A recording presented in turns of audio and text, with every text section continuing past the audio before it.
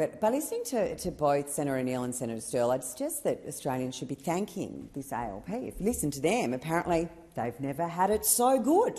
Cost of living crisis? What are you talking about? We've fixed it. It's all done. Everyone's better off. I mean, I put the call out again. I've done it before. I'm still waiting to hear from someone. Can anyone who is better off, that can hand on heart say I'm better off than I was 15 months ago, please tell me. I want to know someone whose mortgage has gone down. I want to know someone whose power prices has gone down. I want to know someone whose grocery bills have gone down. I want to know someone whose wages have kept up with the increased cost of living pressures. But of course those people don't exist. And I really don't have a lot of time, so I'm not one to do this, but I just want to go through some of the points that Senator O'Neill made, because it's just farcical. Rent assistance, biggest increase in 30 years. I'll tell you why. Biggest increase in line with inflation. So that's why it's a big increase there. It's directly linked to inflation. Cheaper childcare. Go talk to someone who's trying to get into childcare. There are no spots. So you can't say it's cheaper childcare if you can't get your kid in. And then what's happened is that the childcare centres just put their fees up. So cheaper childcare is just a complete and utter fallacy. All that's happened is the taxpayers are funding out more to childcare providers. There's not an extra spot, and parents are still paying the exact same price, if not more. Announced bulk billing and the increases in bulk billing. The next day, doctors across the country win a series of newspapers saying, well, we welcome the increase in the Medicare rebate, but we're certainly not going to accept that as our entire fee. We still will not be bulk billing. So that's a furphy. Cheaper medicines. OK, so if you can go and get 2 months' worth of medicines, the medicines actually cost the same, guys. So if you have a script that's $20 a month and all of a sudden you can access 2 months, still $20 a month. What changes is the dispensing fee that impacts the pharmacy. So when they say, isn't it good that you don't have to go to the pharmacy so often, you know the hilarious thing about that is that's probably a good thing, because what you want to do is going to close a heap of pharmacies. So you'll probably have to go further when you do have to go to the pharmacy.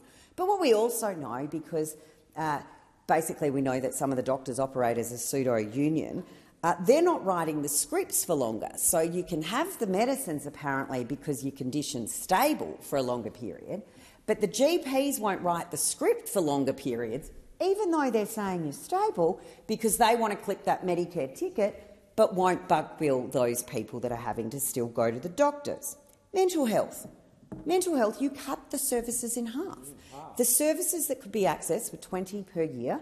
You cut them to 10 in record speed as we came out of a pandemic that is internationally recognised to have caused significant mental health harm across the world to many, many societies, but particularly to our younger members. So what does this government do? As soon as they get in, they absolutely decimate mental health. I also just listened to Senator O'Neill speaking to us about young families, and I have, well, my family's, I don't know, do you call mine middle-aged now? They're teenagers, you know, they're that midway point. They're not super young anymore. But what I do know, and I had lunch with some people this week, another autism mum actually, and you know, we quite often talk about the challenges we face and as our boys are growing up, how it looks. The new AI laws that are being proposed are actually going to decimate an already super thin disability market by making it absolutely impossible to navigate for a number of platforms, a number of providers, but particularly for families of a child with a disability, how these are going to affect how they can negotiate with their own therapists, how it's going to work, because now they're going to be told that they have to pay at the top, possibly, of the NDIS price guide, removing the flexibility, removing the choice and control principles of the NDIS, and in fact, adding to increased pressures on the NDIS funding. So if you're a young family with a kid with a disability, their IR reforms are about to make your life a whole lot harder. And then we keep hearing references to a surplus. Well, you know what the surplus is due to, guys? It's kind of due to the resources sector. So you might want to say a big old thank you to coal. You know those coal miners up there that generate jobs and economic activity and actually form a big part of those free trade agreements that Senator O'Farrell was just so keen to talk about. People love our coal. They also love our gas. And that resources sector is doing so well it has delivered a surplus. Again, not due to anything you did. It's like the Great Barrier Reef. You can't. We were told by you opposite when you were in the opposition that the barrier reef had never come to again. It was dead, it was decimated, it had been destroyed, it was all finished. And then we spent $1.2 billion. We spent $1.2 billion. And then, you know, we actually invested in the reef over the 9 years we were in government, and now it's regenerated. Coral takes a little bit longer than 15 months to grow. You wouldn't know that listening to them over the other side.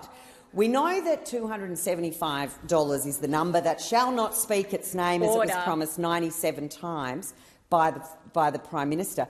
But the new word that shall not be spoken is treaty.